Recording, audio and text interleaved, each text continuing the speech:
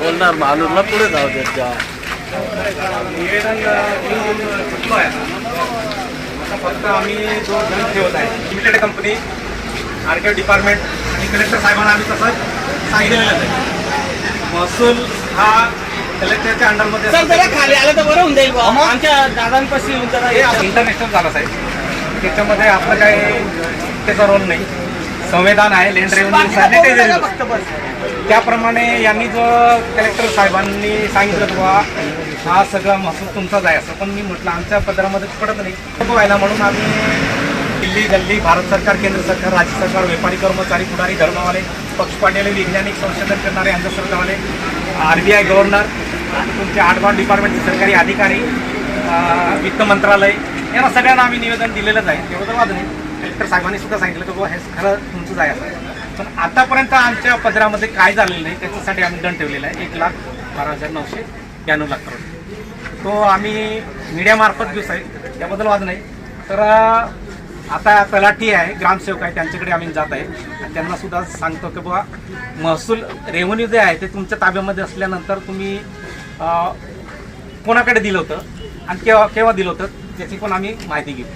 हे कारण हे सगळंच अर्जी मर्जीवर जर चाललं असेल साहेब मग संविधान, land revenue rules, treasury rules मग नावाला असं होऊन जातं, आहे की नाही. तर राजस्व भारत सरकार सत्यमेव जयते.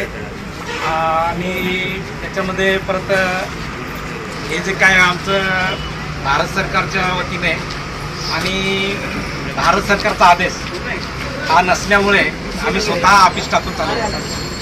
खरं तर अर्जीमध्ये पद्धतीवर चाललं आहे. भारत सरकार नावाला बोर्ड आहे साहेब. भारत सरकारला कोणी विचारत नाही.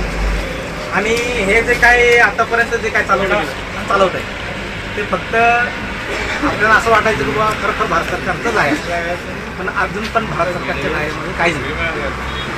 हे फार मोठा विषय मोठा आहे, इंटरनॅशनल आहे. यांना काय वाटायचं की बाबा हा काहीतरी उद्योग घेऊन बसला, उद्योग नाही सांगितलं. संवैधानिक land revenue rules, treasury rules प्रमाणे हा जो हक्क अधिकार आहे तो सगळ्यांना भेटायला पाहिजे. सगळ्यांचाच हक्क अधिकार आहे. अशा पद्धतीने आम्ही हे काम करत आहे. त्याला असं नाही की बाबा पैसाच प्यारा आहे असं नाही, पैसापेक्षा माणूस पण प्यारा आहे. पण या लोकांनी काय केलं की बाबा अर्जी मर्जी फर्जीवर चालवलं म्हणून आम्ही सगळं RTI टाकून फायले बनवून मग आम्ही मैदानामध्ये उतरलो. बाकी काय नाही. नमस्कार, D24 तास पेड न्यूज चॅनल तुम्ही पाहू शकता.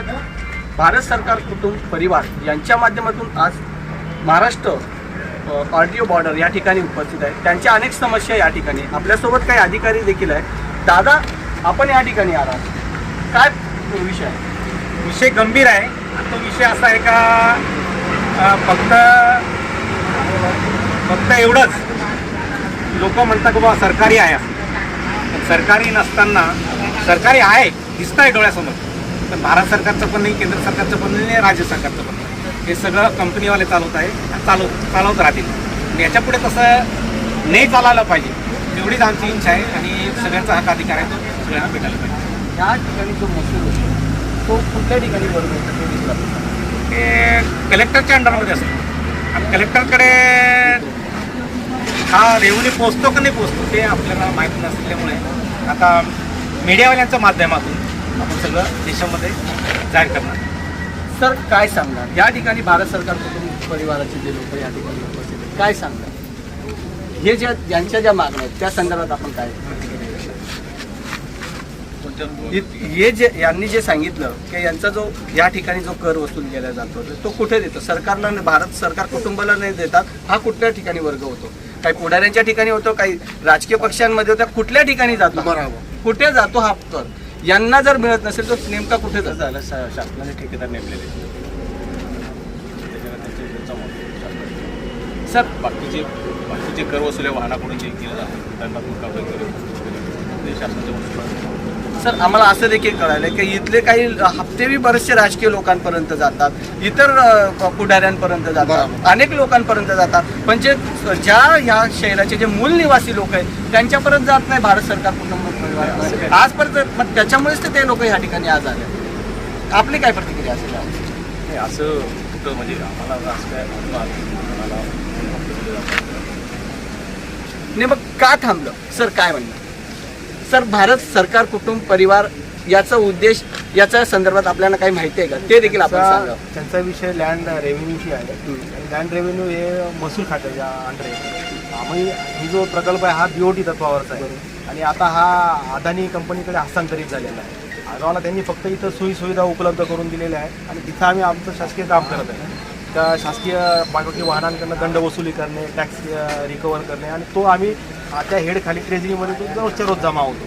परंतु लँड रेव्हेन्यूशी आमचा संबंध असल्यामुळे त्यांचं जे म्हणणं आहे ते आम्हाला काही समजत नाही. त्यांच्या मागण्याही अजून भारत सरकार कुटुंब परिवार तर आपल्याला कळत असेल ना ते काय कळतंय. विषय.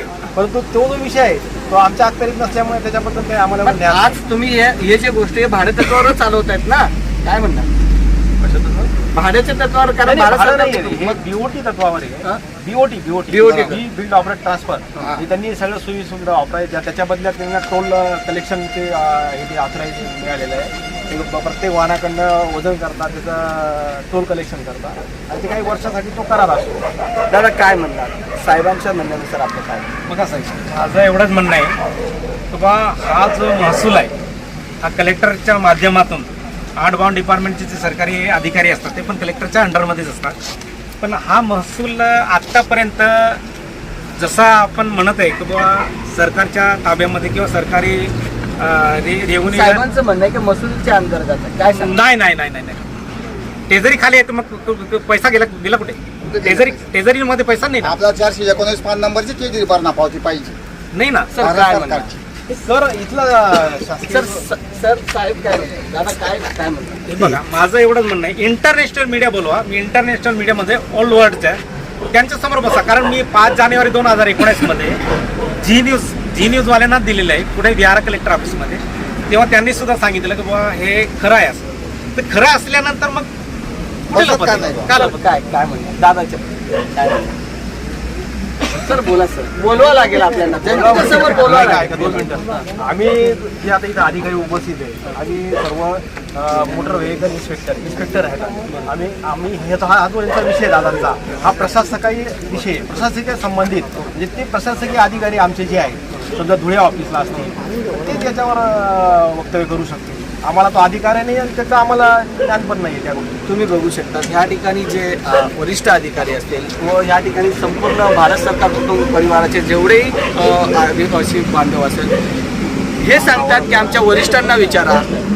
महाराष्ट्र बॉर्डर लिमिटेड कंपनी सांगते आमच्या वरिष्ठांना विचारा. प्रत्येक ठिकाणी जाऊन वरिष्ठांना विचारा. असं या ठिकाणी जर होत असेल तर कुठेतरी भारत सरकार कुटुंब परिवार याचं खच्चीकरण होण्याची तयारीमध्ये आहे. आणि हा जो पैसा जातो नेमकं कोणाच्या खिशात हे देखील आपण जाणून घेतलं पाहिजे. कॅमेरामॅन खच्चीकरण होत आहे. काय म्हणतो बाबा? खच्चीकरण होत आहे. बरोबर. कॅमेरामॅन बापू आयरेसह जानी पवार D24 तास पिवणी चॅनल. जय हिंद, जय महाराष्ट्र.